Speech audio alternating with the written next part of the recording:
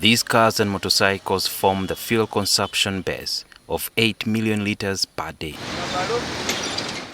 Fuel prices today soared to 6,200 shillings, with some upcountry pump stations selling petrol at as high as 7,000 shillings per litre.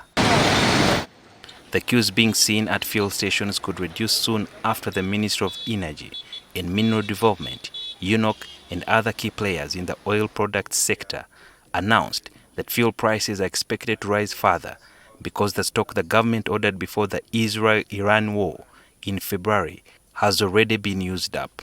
Irene Bateebe is the permanent secretary of the Ministry of Energy. The dollar of a barrel in terms of the crude oil price has doubled.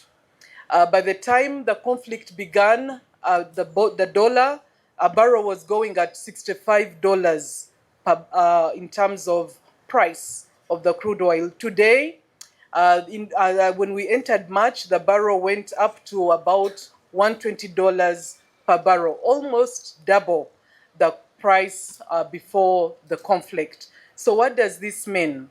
As we enter the month of May, going into June, we are starting to see an appreciation in the price, and I believe you've already seen this on your different pump stations where you access this petroleum product. So with the current increase in retail pump prices, we are working with the oil marketing companies to ensure that it is reflective of these actual changes in the international petroleum product prices. According to the Ministry of Energy, there is enough fuel in transit to last the country up to July, as they hope for the Strait of Hormuz situation to normalize. Our partner is picking products from the Americas, from Europe. He's picking product from the rest of the world. So we are working with them as we go through this period to ensure that the country remains served, as we ensure that our stocks at Jinja are agreeable, but also working with Mahadi in Kauku of 70 million litres. We continue to keep some stock, but also monitoring the alternative sources.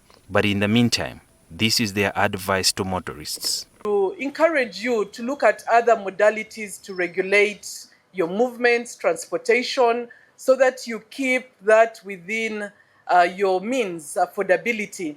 So carpooling and other options, we want to encourage you to do that so that we traverse this period and get back to normal operations in the coming months. Although Uganda is a free market economy, the government has warned fuel dealers against increasing prices beyond acceptable limits. Like I indicated, it's going to be a moderate increment. It's not going to be onerous. It's not going to be out of the limits. It's going to be within acceptable limits. So we don't expect us to knock off into the 7,000 zone. No, we are managing it, and the oil marketing companies are required to remain within that acceptable zone. Although there are efforts to end the crisis in the Middle East, where the American government is in talks with the Iranian government, so that the crisis that has affected the oil supply globally could come to an end. There is a saying in the Chinese that goes that whenever there is a problem, there is an opportunity. And thus, some of the dealers in this product of fuel have been accused of hoarding the products in anticipation that the supply will reduce and thus the demand will go higher.